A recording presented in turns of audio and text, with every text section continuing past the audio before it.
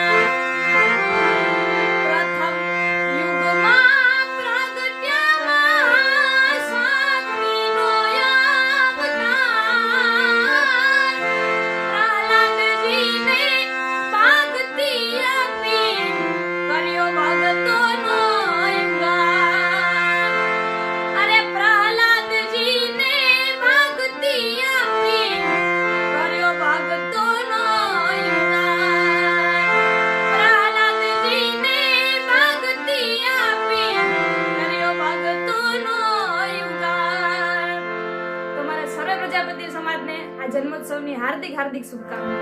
જય માતાજી।